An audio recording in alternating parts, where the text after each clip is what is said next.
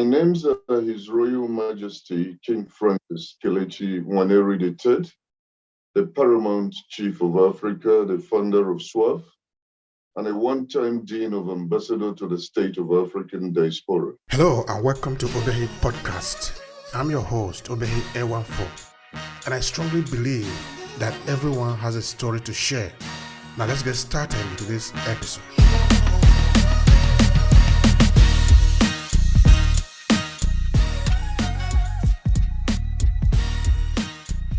I stand as a custodian of culture and tradition in Africa.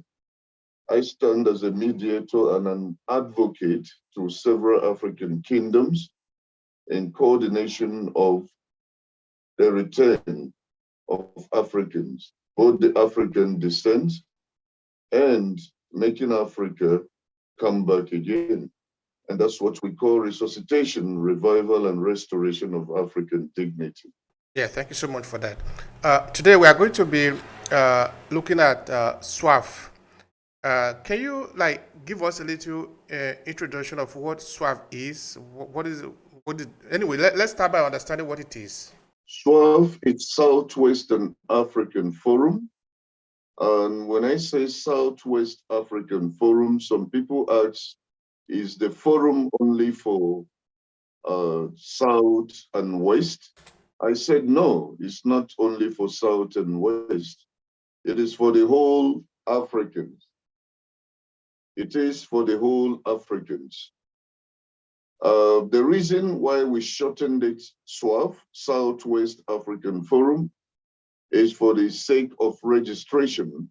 It becomes too long when we say Southwest, East, North African. It becomes too long to pronounce. So we say SWAF, Federation, Southwestern African Forum Federation. So SWAF has come for the sake of resuscitation, as I mentioned earlier. It has come for the sake of bringing back Africa, putting them back together. It is standing for, as an advocate or a mediator of different kingdoms. Hence, you know that in our kingdoms, we do not believe other people coming from other kingdoms to intercede or intervene. But when SWAF is there as a platform, as a grant for everybody to see that the other king is not coming for the purpose of invading their kingdom, then it becomes easy. So SWAF is there for the sake of intermediary issues, advocating, resuscitation, revival, and restoration of African dignity. And above all, we are pushing for restitution of the stolen, looted artifacts of Africa. That's what we stand for. Okay. All right. Now, this organization, is it set up as a kind of a subsidiary of the government in this region? Okay, of course, you did make mention of the fact that even though this is Southwest Africa, but actually it referred to the whole of Africa. So I'm trying to understand if maybe it is set up by the African government or is set up by some NGO. So that's what I'm trying to understand there. Okay, SWAF is set up by several kingdoms of Africa. It is a kingdom organization. It is an organization that is established by different kings of Africa. And they are all partakers and actively, not proactive, actively participating in the affairs of SWAF Federation. So SWAF also has been known as a motherland organization for the diaspora, which is single-handedly authorized by the state minister, his name is Judge Steen for what do you call it? The diasporans. So he single-handedly approved SWAF Federation as a motherland organization for the whole of the diaspora. In other words, it means that every diasporan need to identify with SWAF. And SWAF, it is a package of all African kings. As a matter of fact, I could call it the custodians of culture and tradition in Africa, the coordinator of any other NGO that is standing for this purpose. All right. So it coordinate culture in Africa. That is very important. Can you help me understand how SWAF does that? Okay, SWAF has presently we have about 68 ambassadors all over Africa. 68 ambassadors, each country has got its own ambassador, and each country is reporting to the Dean of Ambassadors of SWAF. The Dean of Ambassador of SWAF is also a royalty from Uyo, Nigeria. And then she happens to be the coordinator of these ambassadors I have just mentioned. Ambassadors become our arms of reaching the constituencies, becomes our arm of reaching their kingdoms. The kings of their village send them or put them as representatives of their kingdom. And meanwhile, they become a royal emissary in the sense that whatever that is discussed in the board meetings are being related back to the kings of Africa. So we are disseminating information through the ambassadors easily, because the moment we have a meeting and say this must be done, each ambassador will make sure that it's implemented in their country, in their village, in their constituency. So SWAF gets to the root of every African community. It's not just on the international basis. So we use that medium to reach most of the kings and say this is what we want to happen. I don't know if I answered your question, but that's how we. Yeah. You do. That is, in fact, very important there, because if we are talking of the restoration of Africa dignity, the restoration of Africa, both as a people, and also as institution, the people who can stand for themselves, and of course also safeguard their culture. I'm trying to understand the role that maybe language plays here, because if you are having meetings with different kings in Africa, um, which language do you use, and how does the use of African languages play an important role here, or if any, if anybody have ever raised such issue? Because we, both of us now are talking in English, whereas there are languages in Africa. If at the end of the day, these are the only languages we speak, so I sort of find it a little bit challenging there. Help me. The languages we speak, as you know, that Africa has been polluted for so long a time now. Africa has been polluted. Polluted in the sense that once in a while we enforce Swahili. We enforce Swahili, and Swahili, as you know, has been taken as #1 African language, as a lingua franca. But what makes it more difficult to us is that most African countries during the colonial rule has been colonized with their languages. So some parts are speaking French, some parts are speaking English. But we'll make sure that we use the technology at this very point in time in translating everything that was discussed in English into French, and French into English, and Swahili. But we have established a group of Swahili teaching SWAF Federation right this moment. We have Swahili teaching groups from Tanzania that we have formed, where we are trying to expedite the learning of Swahili. Hence, the AU has approved Swahili as one of the central language. And it's speedily going. A whole lot of people are speaking Swahili. Like right now, a whole lot of us are also speaking Swahili.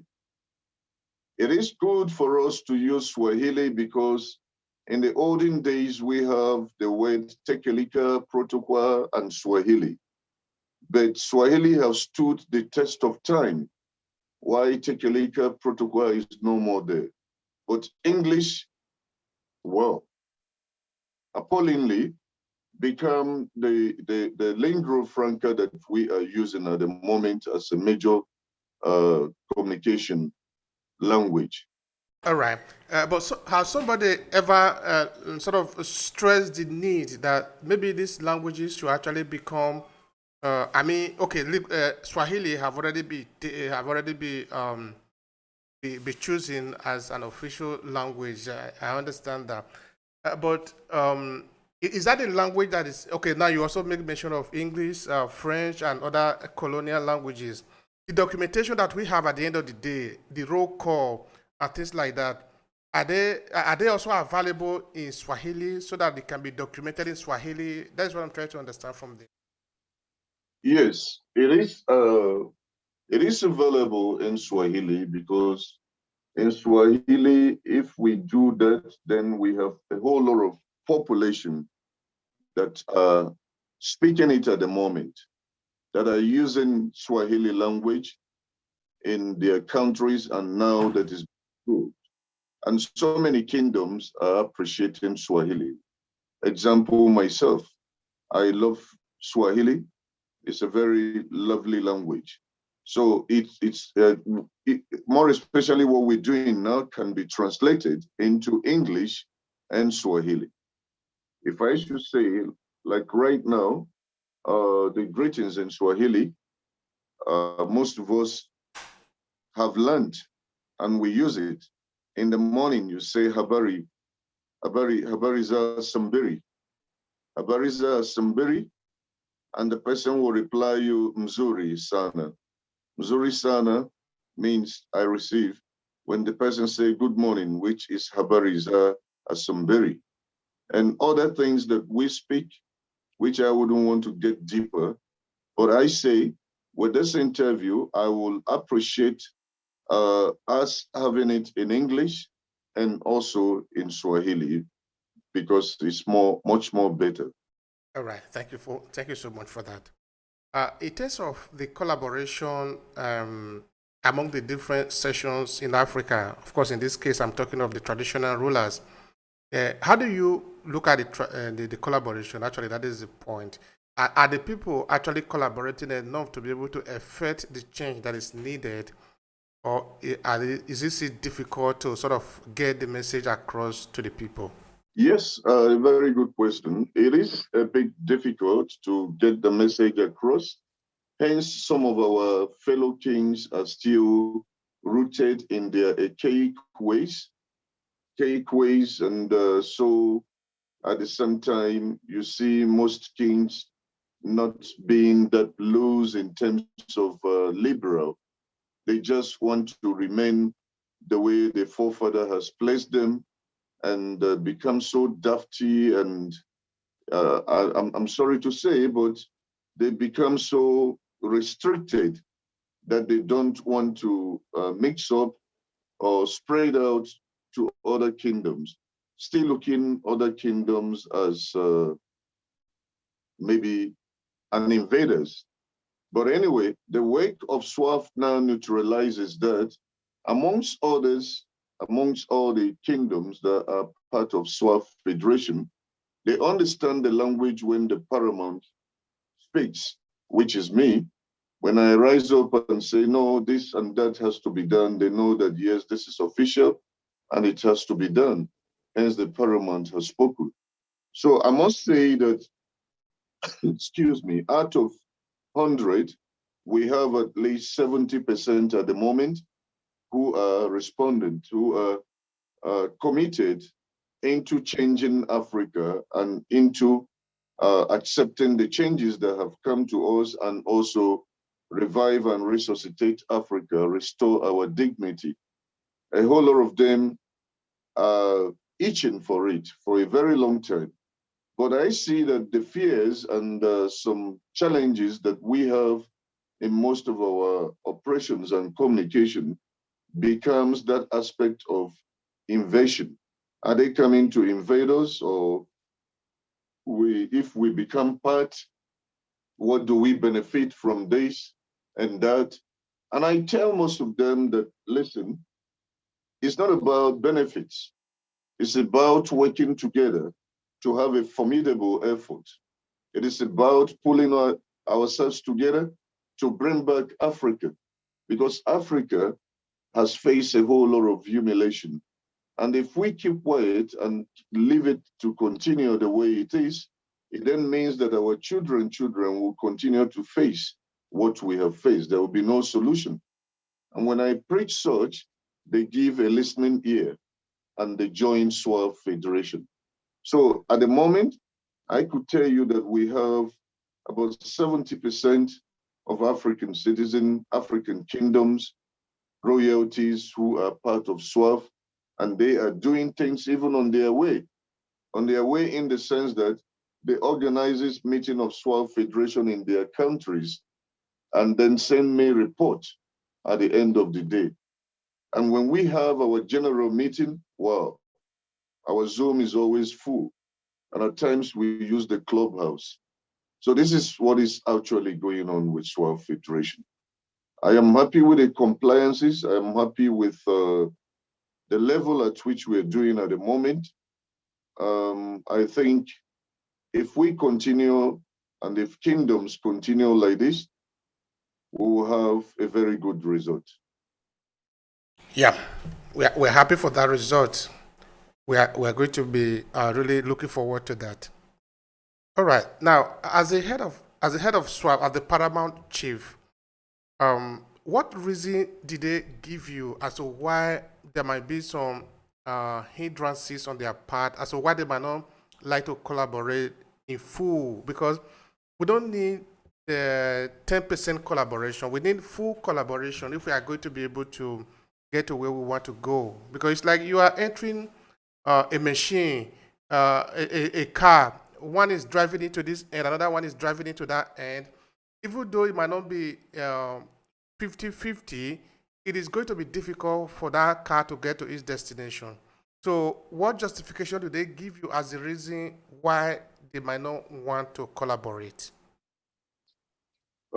As you know from the past, as kings, it is allowed. Most kings do not want to dabble into things for the first sight. They like to look at it, digest it, send spice, dilute, and then say, okay, I have looked at this and all that in African way. And that is what made most kingdoms to even have the seers around them to investigate if what is coming to them is really justified or is really what they should get into or not. So some of them have that reserve.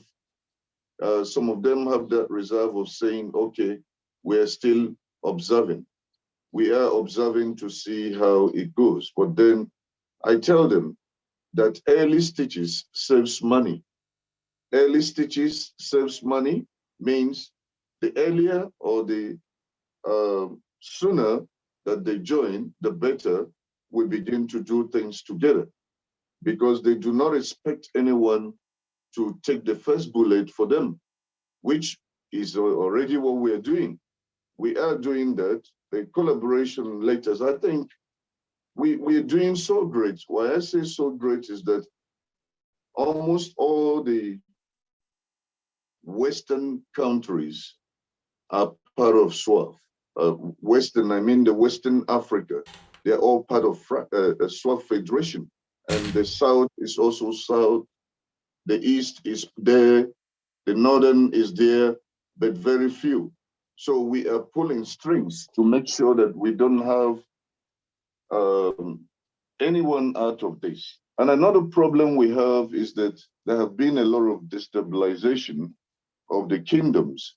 Most countries have no kingdom. I must tell you right now. Example, Burundi has no kingship, Mauritius has no kingship, and several, to mention but a few, several of them in coordination. Even Kenya here have no kingship. it's been destabilized. All they have is Heritage Council and all that, and cultural stands that could see their cultural activities. And this was the dangers, the havocs that was inflicted on the African citizens in the past in terms of destabilizing us. These were all the gimmicks. This was all they crafted out in order to destroy our culture. I will say that we are pushing so strong, I must tell you, to see that all Africans collaborate, mostly their kingdoms, all collaborate. But it's not been an easy thing, being that we are not at the moment sponsored by anybody. We are not sponsored by anybody.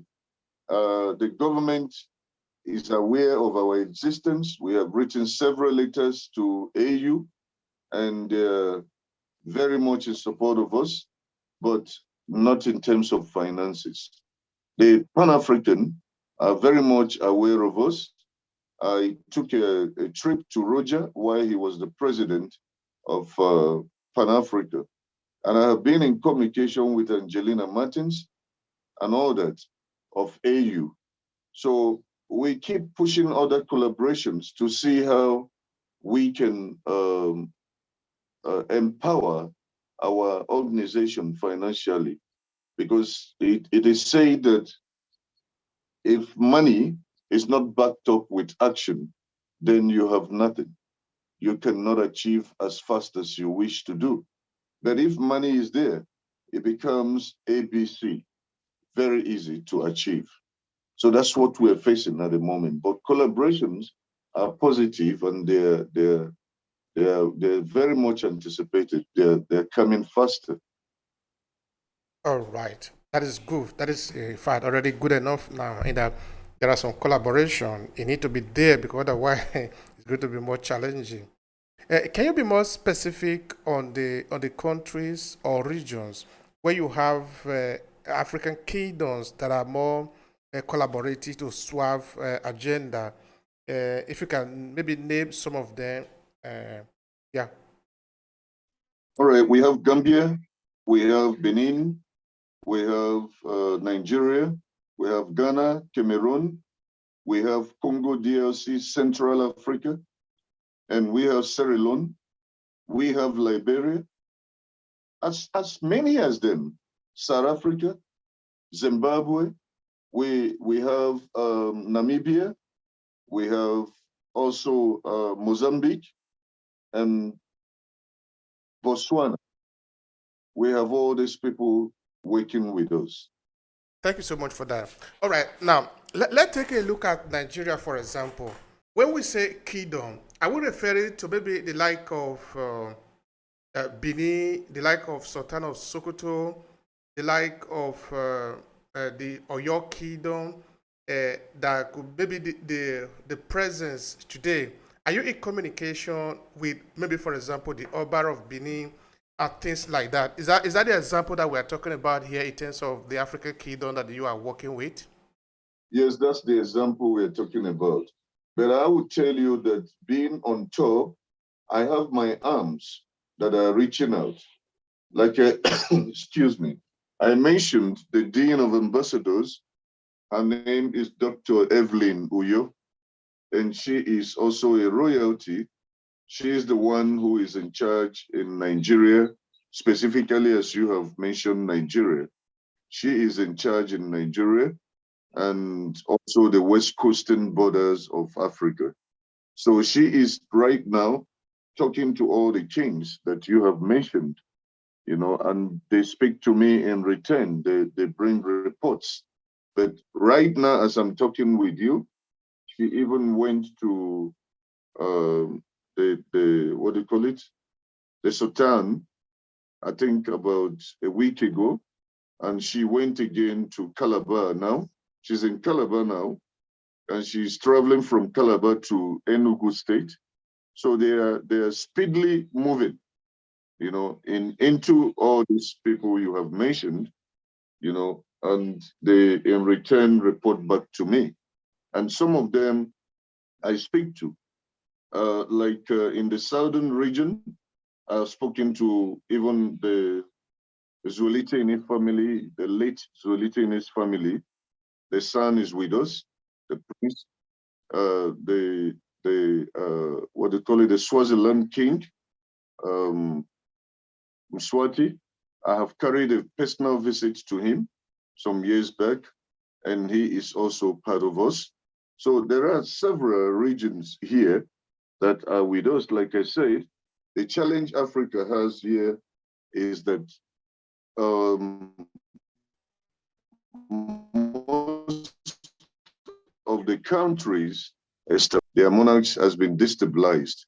And because it's been destabilized, it became a problem to coordinate that country without passing through the government again, because the government now hosts their heritage councils, and that becomes a governmental thing which we're avoiding. We are not parallel, we're not destabilizing the government system, like I said, but we want it to be pure and 100% cultural, traditional. And so countries that have no monarchs makes us to bridge that very, what do you call this, decision that we have made earlier, not to involve the government in the run or affairs of SWAF Federation before the traditional rulers are in agreement.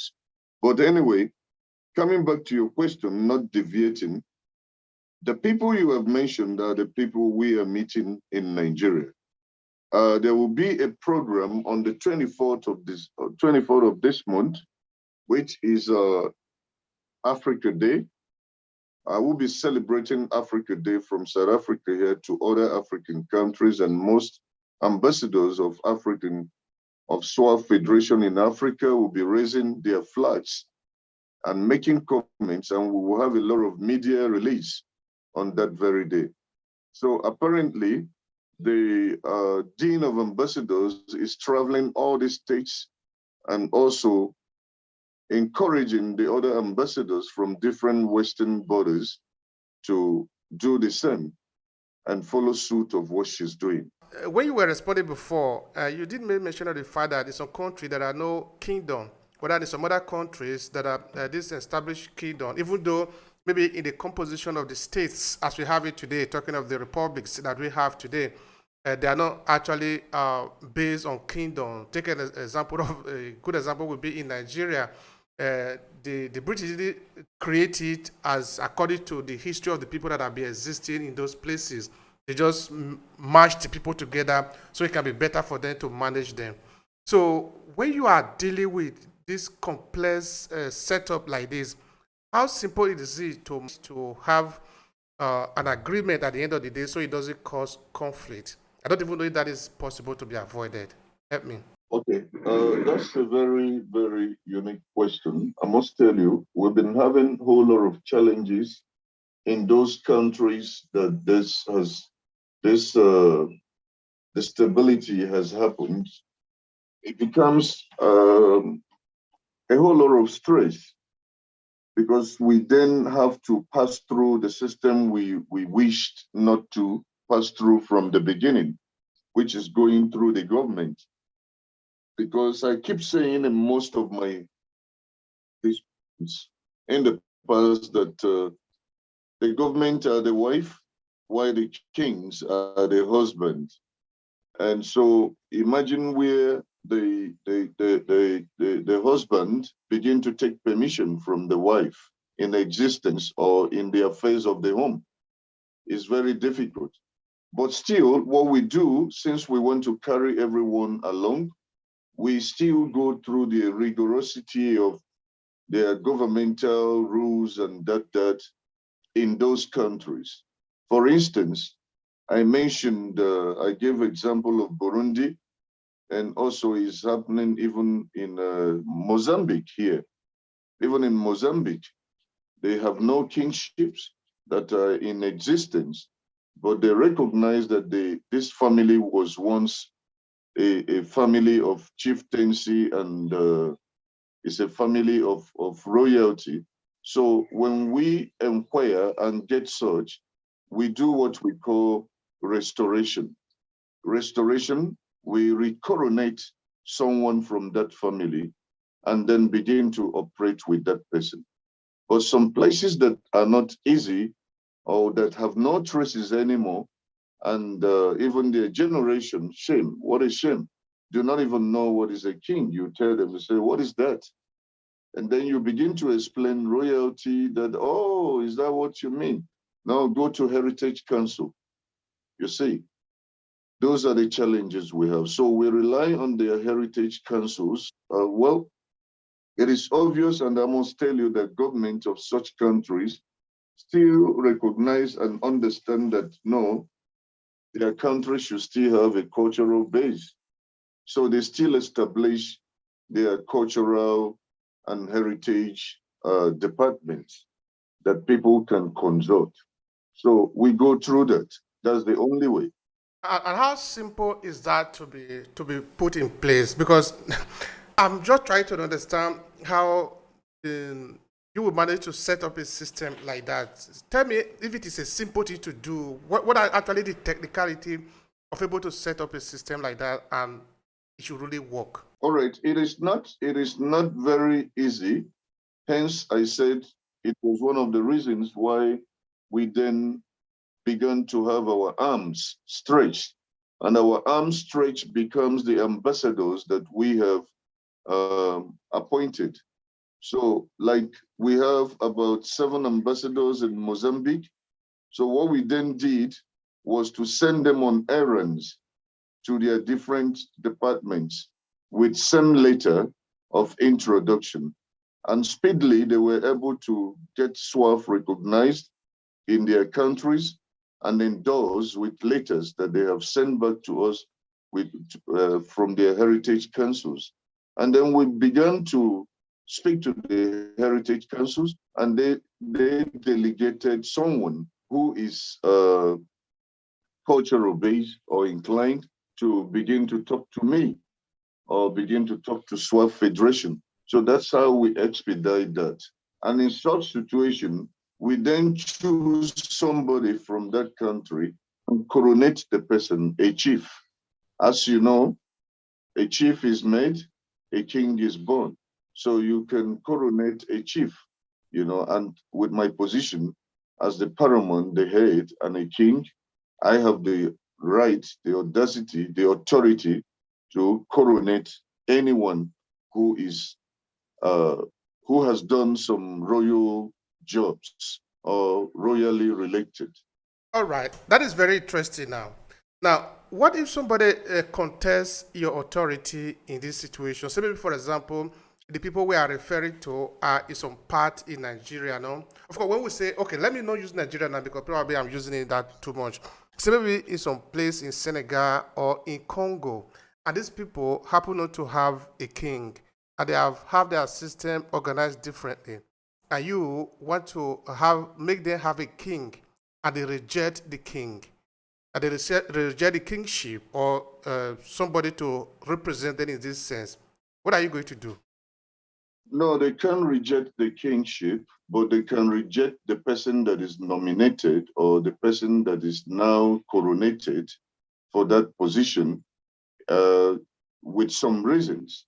And the reason would be that no, we still will be able to identify the rightful family to be there. Then we respect that because it has to be so.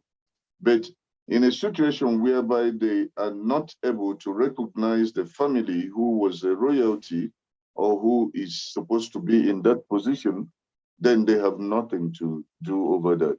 The person actually we coronate will forcefully take his position because that's how it is in terms of royalties. We don't have democracy, I'm sorry to say, in royal families. We have all autocratic royalties. And that is why they say the royals are arrogant, which is not true.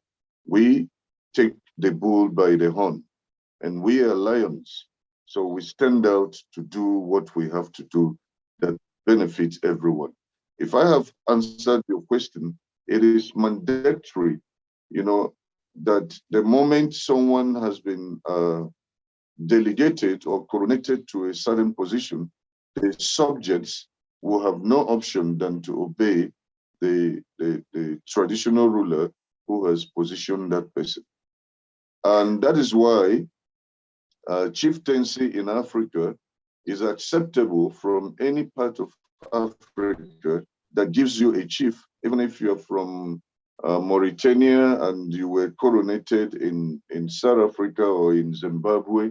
It is recognized that you are a chief because you are coronated by a royalty, and you would have done some royal jobs before such position is being uh,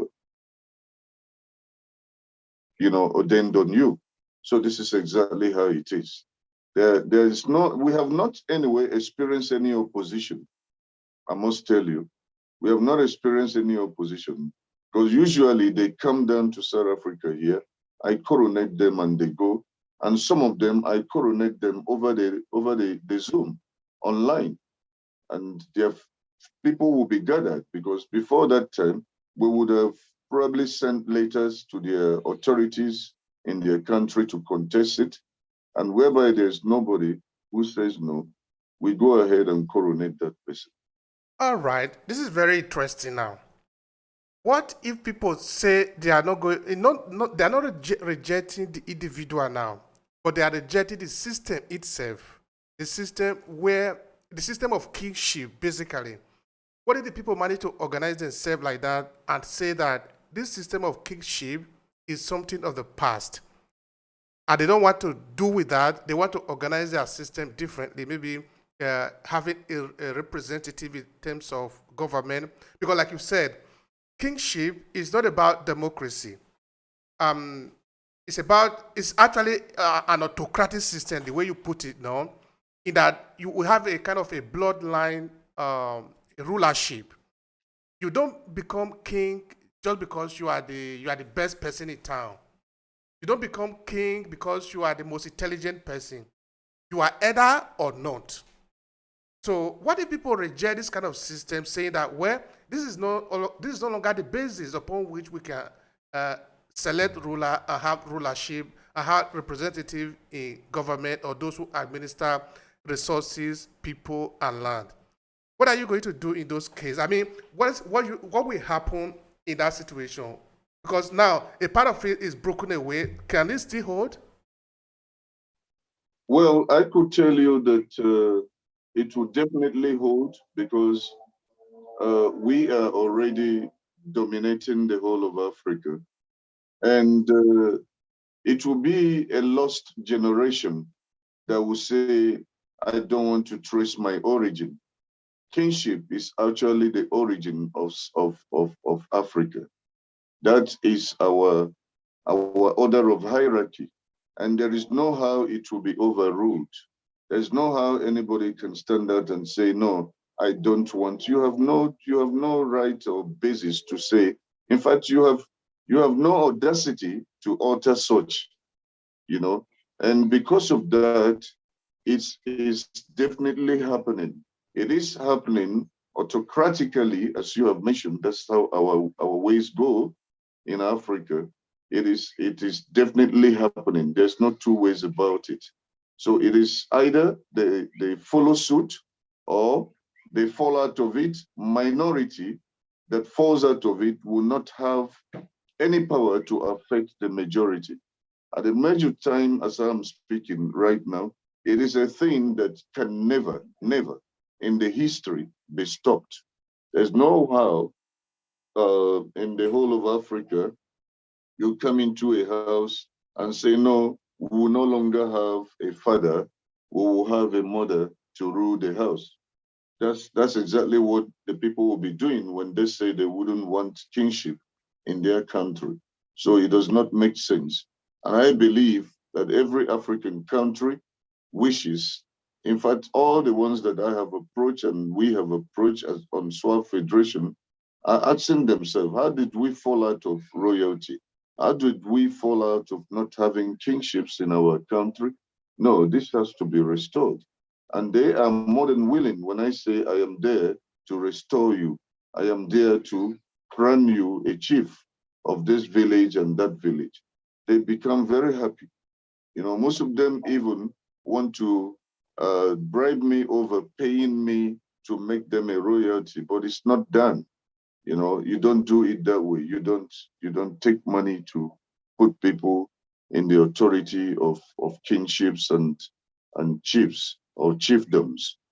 So answering your question, it will never, never, I repeat, and I said never, it will never be so.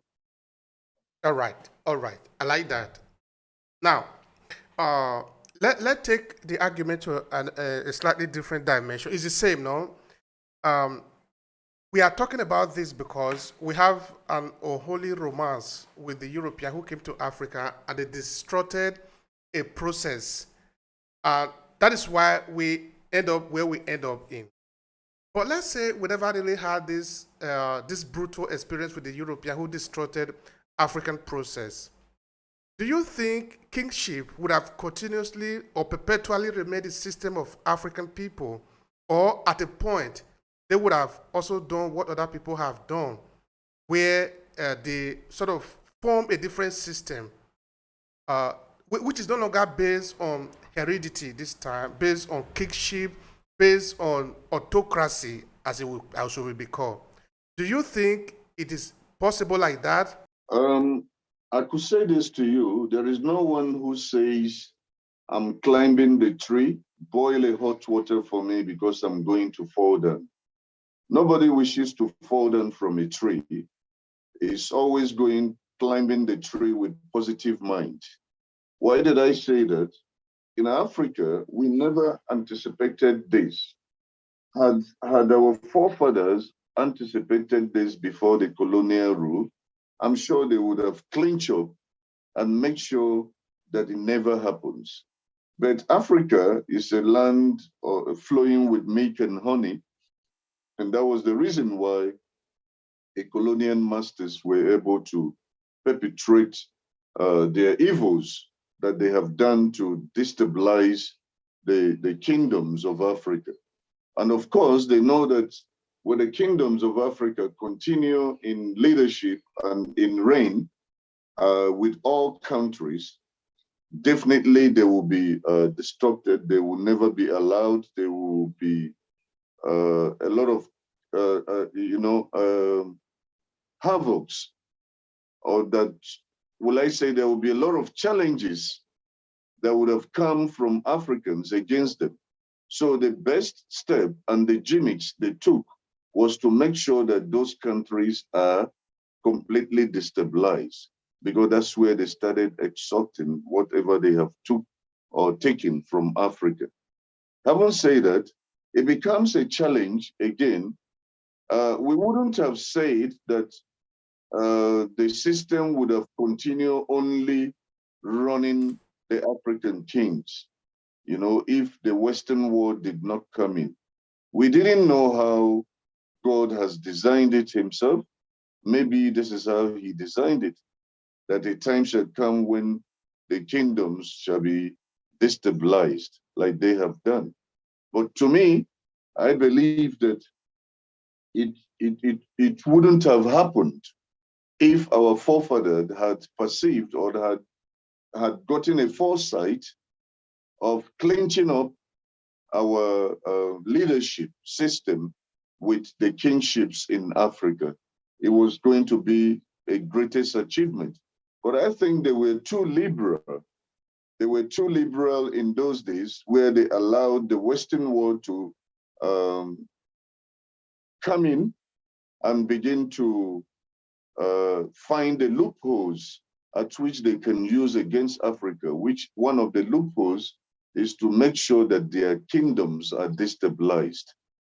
This is my take. All right. The African leaders, the African kingdoms or kings and ruler at the time didn't anticipate what was going to happen. So they played a game where they were going to lose and they lost. Now, the people who dominated then are the European, who were not as they were not as sophisticated as they are today compared to Africa. We are basically on the ground. We have nothing to stand on because we have been reduced to children. If at the time, because at the time the European encountered Africa, there was still kingdom. People were still having a lot of respect for their leadership based on kingship. There was still a lot of trust in the system, unlike what we have today. If at that time, let me use your word for it, because Africa is a land flowing with milk and honey.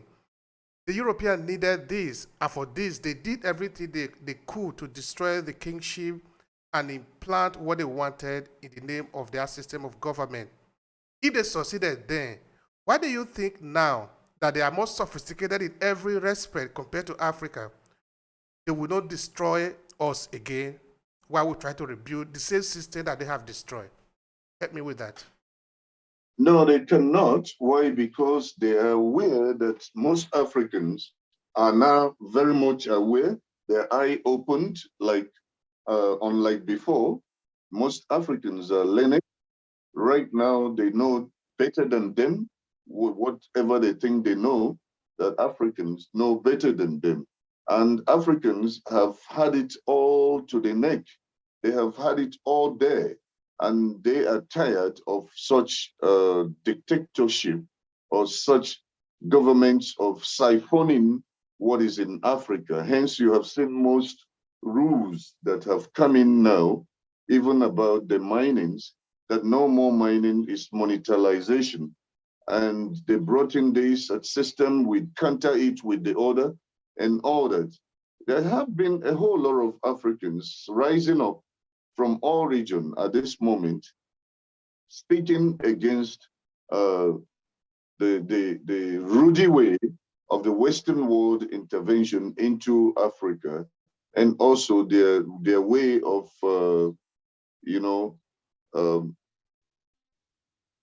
taking our things forcefully.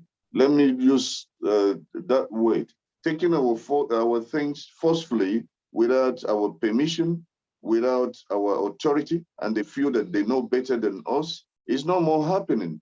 So I am saying right now, we have those who are more eyed open than before, learned Africans who are refusing to adhere to what has happened in the past.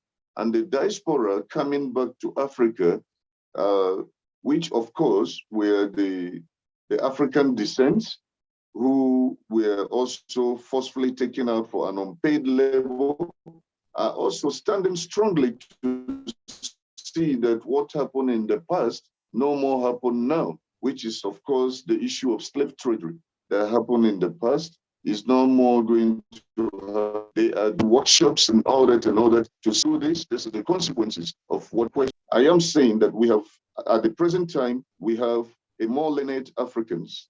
Okay, it is true that the Europeans are no longer they are maybe using force to take the resources from Africa. Maybe that is because they no longer need the force, because if they have educated the people on how they want it to be done, and the people are doing it the way they want it to be done, then there is no need to use force. No, what I mean is that maybe these Africans you are referring to who are educated, they are being educated according to the style the European want it, so they cannot. They don't need to be angry because the system is basically set up according to them. Anyway, let me leave it there. Another thing I'm trying to understand now from the SWAF Federation and the resuscitation of Africa is how much knowledge is being passed to the people about the value of their land, of their culture, so that they will be able to uphold it and resist any opposition, instead of simply try to maybe impose something on them, in the sense that those that are going to resist, of course, if they don't have a good information of why they even need to defend their land, their resources, their system of government and everything, then they can easily give it away. But the reason they will defend it is if they understand what exactly they are defending.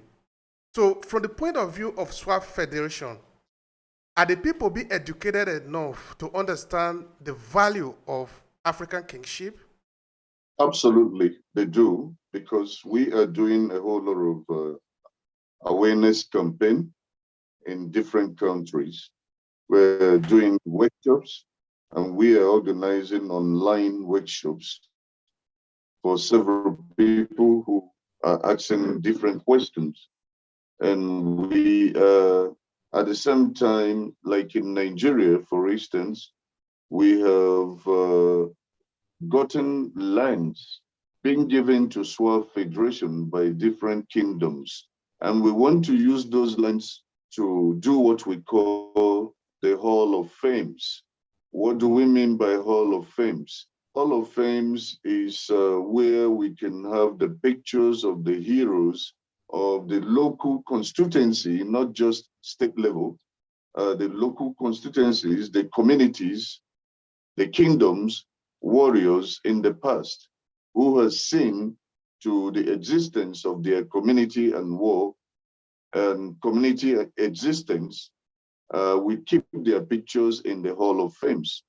Why are we doing all this? We're doing this to bring back in their mind that there are people who has fought for them in the past that need to be embraced, and they themselves should also do something symbolic according to what the past warriors have done.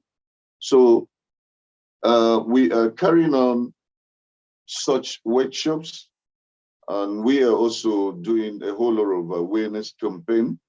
We are organizing several symposiums to make sure that activities of such are in the mind of the young generation. I was thinking on because now African country haven't gotten independence from many European colonial system. They believe that they have system, they have government. No, of course we run election, we are free. Let's call it like that. Let's say like that. Now, in 2022, what do you think the role of SWAF? What do you think is going to be the role of SWAF in the current African political setup? Is it going to replace the politics that we have today, where we elect leaders into office, or is it going to play a subordinate role in this system? Are we in the wake of a new political setup, reorganization of Africa, where we no longer need this politics of democracy, or are we going to be missing all of them together? I'm not yet clear on that. The way it is, we're going to be mixing all of them together, but with caution. We will have caution in our operations because we are not political, and we are not interested in their politics. We are not even in any way going to get into politics. We are only making sure that what our forefathers put in our hands does not go in vain. We make sure that we are holding up to culture and tradition as custodians of culture and tradition in Africa. Otherwise, a time shall come when your child will not even know that certain things has existed in our African what do you call it, way of life.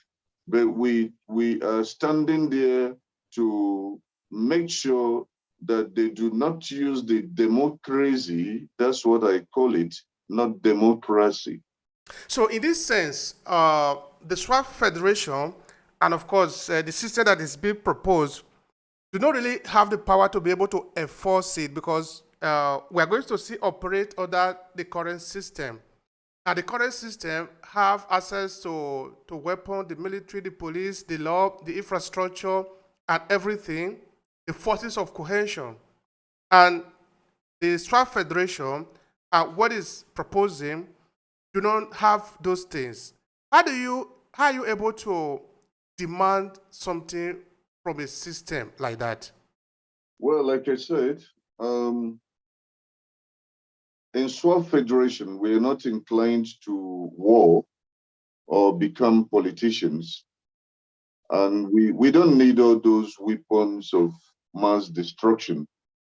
You know, the weapons of mass destruction is not our intentions. And but if you have people, I repeat, if you have people, you have more than the weapon and you have more than wealth. And if people listens to you, which is our subjects, listen to us, then it becomes the weapon against them. The weapon they are carrying cannot just come in and begin to kill people. No. If the people accept that the weapon should kill them, it kills them. If they do not accept, we go out in masses.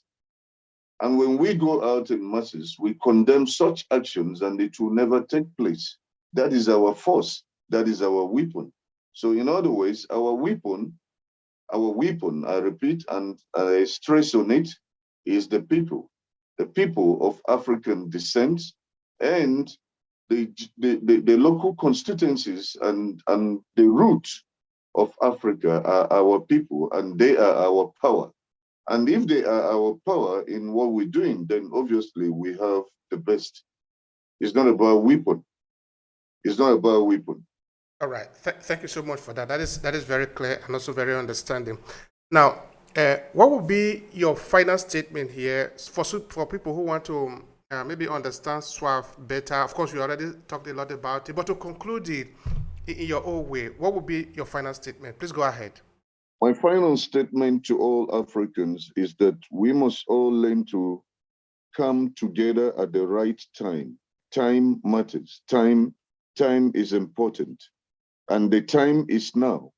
If we do not come together at this very point in time, then a lot could happen to us in the nearest future, whereby all of us will be taken. It is appalling and very bad that those who have money have no brain, and those who have brain have no money. But when you put these people together, they have formidable effort. In other words, I'm saying the rich Africans should come and see what SWAF Federation is doing.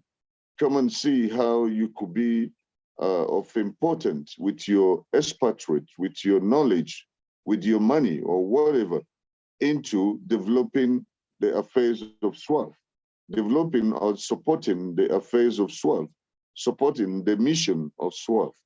The mission of SWAF is to resuscitate, revive, and restore the dignity of Africans. And above all, we are fighting for repatriation and restitution of the African descents. In other words, if we stand together and push for all this as Africans at this time, it's not about who owns this voice. It's not about who is this person from, where is he from, and what is he doing, and that I must be the number one or number head or the two or what. No, we don't do that in SWAF Federation. Everybody is fighting for the development of Africa. We work together as a team, as a group. We do not say this person is the head, that is not the head. But then you must know, in all representation, there must be a speaker. I am the speaker of SWAF Federation. And at this point in time, I am saying, come one, come all, join us, and let us develop Africa together. Let us have a better Africa. Let's put back Africa. Let's put back Africa. Let us put it back together. Uhuru, Africa. Thank you so much. I really appreciate it. It has been a pleasure here. This has been another important lecture. Thank you so much. Thank you. Thank you. If you enjoy this podcast, make sure you subscribe so you never miss any of our future episodes. Rate and review Obehi Podcast and share with your friends who might need it. I remain Obehi Ewanfo. Thank you so much for listening, and talk to you in the next episode.